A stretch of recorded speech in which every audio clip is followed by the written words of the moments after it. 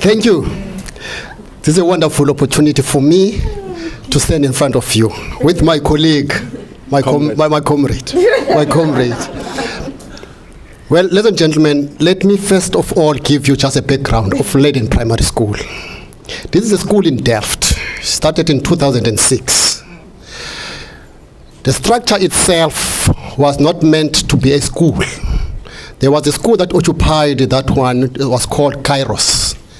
And then after they were built a new school, then they vacated that school, and then we came in to occupy it.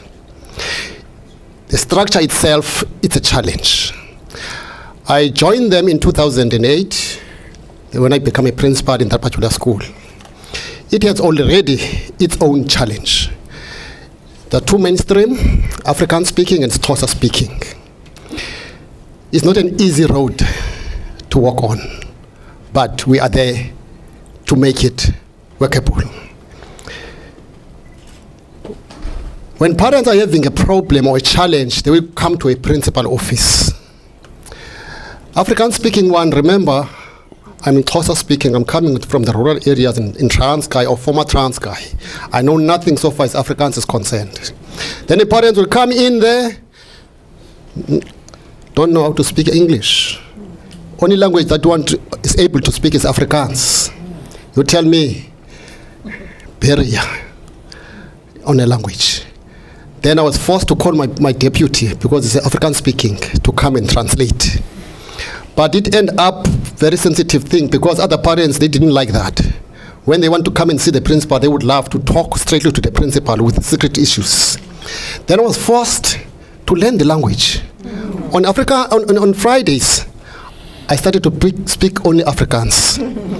Then when I don't understand the word, I will translate, I will just speak it in English, then they correct me. That's why now I can say, "Tuye kopa."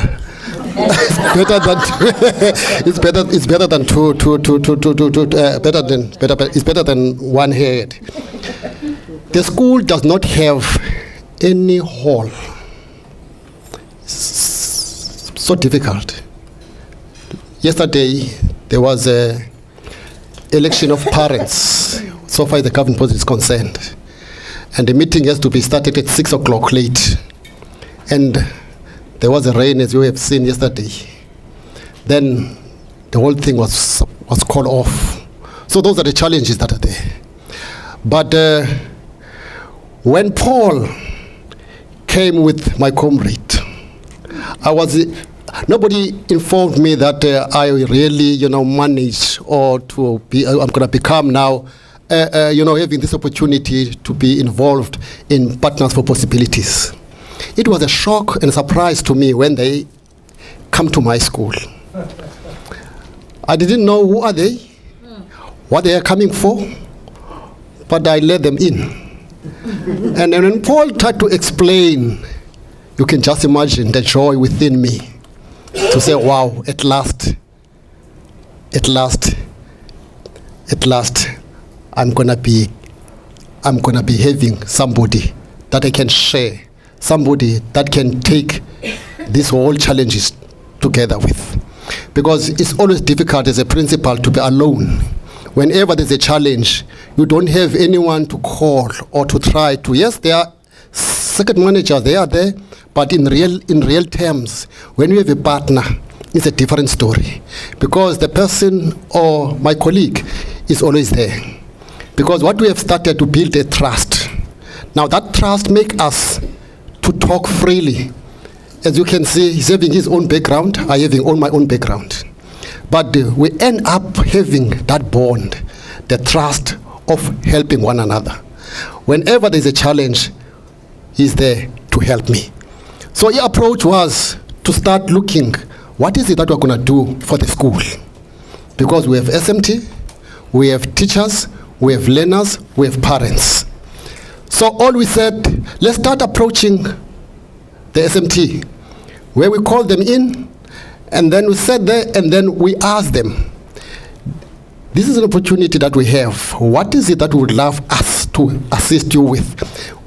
They listed a lot of stuff that we must focus on, but we end up coming to build a leadership on them. Then that's what we're busy with them so far as our leadership is concerned. And then on the teachers, I like what he did. He put the pen like this with them. Because a problem, whenever we go to school, we end up having this sour face or sour faces. Then it came with this idea, put a pen in your mouth so that you can always remain smiling. Remember, remember, as we are aging, ladies and gentlemen, we cannot deny or run away from the fact that the shape of your face is taking the way you are. If you're always remaining smiling, even if you are not smiling, you appear as a smiling somebody. That was the idea that he came up with. It's a wonderful thing. As a result, the staff, there's a joy, there's happiness that is taking place in there. But he will dwell much around that particular one. Then we look on the parent side component. Community building was the one of the things that we embark on, because there was an issue of preparing parents for this governing body issue. What is it that the parents, when we want to become a SGB member, what are we looking for? Then I was explaining in my mother tongue, the Vanek, and then he was explaining in Afrikaans, so that we bring the message across. That was a wonderful engagement and entertainment. But the main one is going to dwell much on it, is the one on a learner performance. We were so shocked when we look at the systemic results in grade 3 in particular. From grade R to grade 3, it's mother tongue is Afrikaans and isiXhosa. In isiXhosa class, one class in there, it was 95.1% that they got in grade 3. The other one was 85.8. And then Afrikaans was a little bit challenged. But when you go to InterCEN, which is grade 6, there was a problem. There was a problem. The percentage was very low, below 20%.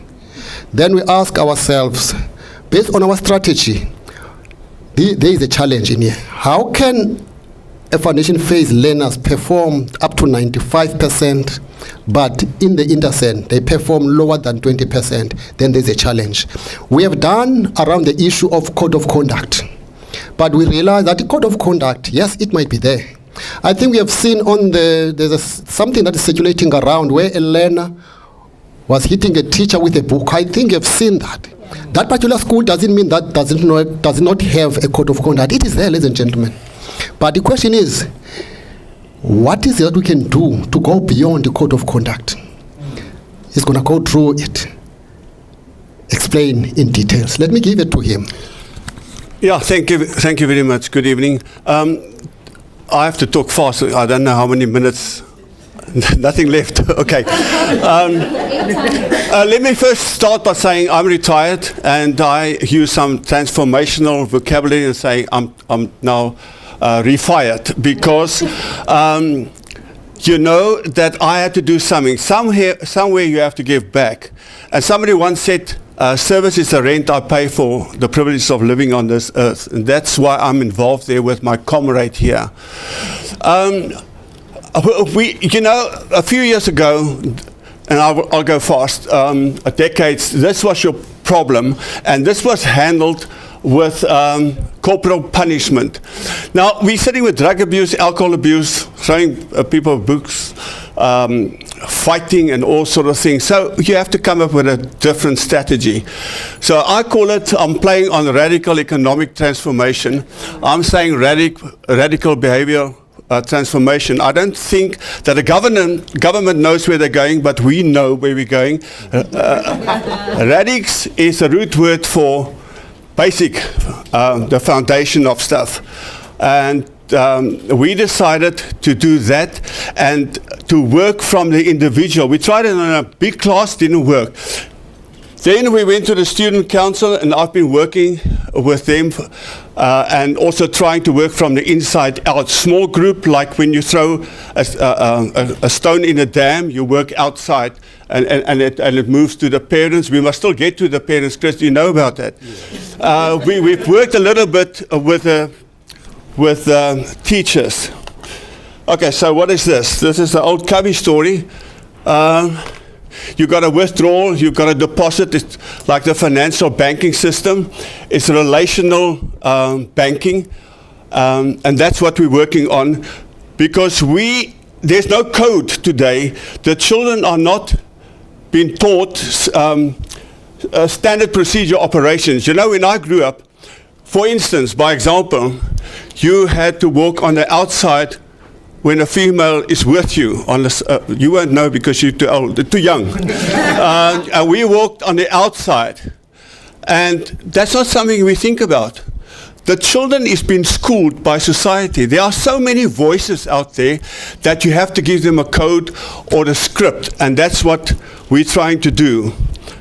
So, to get the children to deposit, and we put this in red for, by example, because to withdraw, it's danger.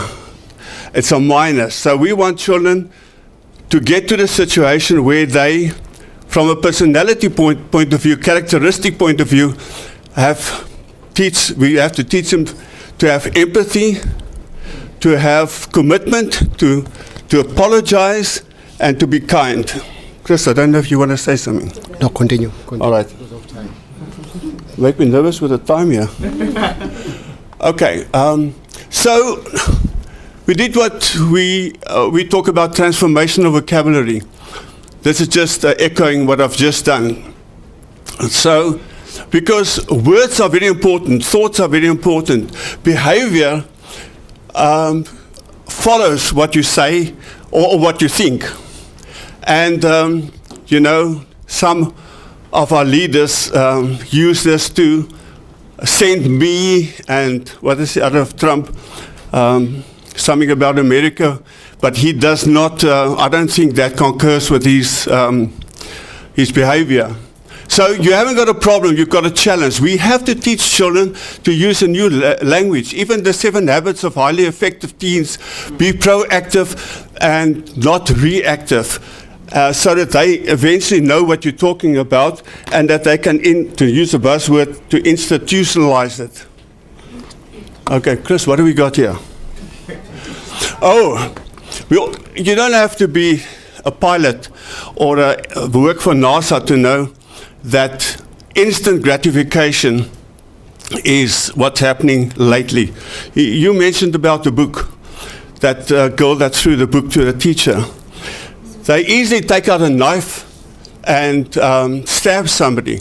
Chris, now I've got this, and this was supposed to be a video, but we couldn't get it going. Chris, if you've got a big problem, you were there when we taught that. How would you go? What sort of procedure would you follow? It's just to stop, think, and then choose the right thing. I think that's important, to teach children to stop, to think, and then to make the right choice. And you had this sign, we've got this sign, because this means you made the right choice. So Temba, that wasn't a good choice you did there. So how can you rectify it? I have to stop, I have to think, and then I have to do the right. I have to make the right choice. Hoeveel tyd is ons oor? Okay, ek weet van iemand wat 'n minuut of 2 oorgegaan het. Okay, so these are just words we also teach them, basic codes. Oh, yeah, I just said there, what a distressing contrast it is between the radiant intelligence of a child and the feeble mentality of the average adult. And we have to keep that radiant intelligence of a child going. I'm nearly done. So we have to teach, and this is my mantra, God made me newer when I get older, because you will also get to a retiring situation. Make me a possibility thinker, a transformational agent, a change agent, and an apostle of the opposite view.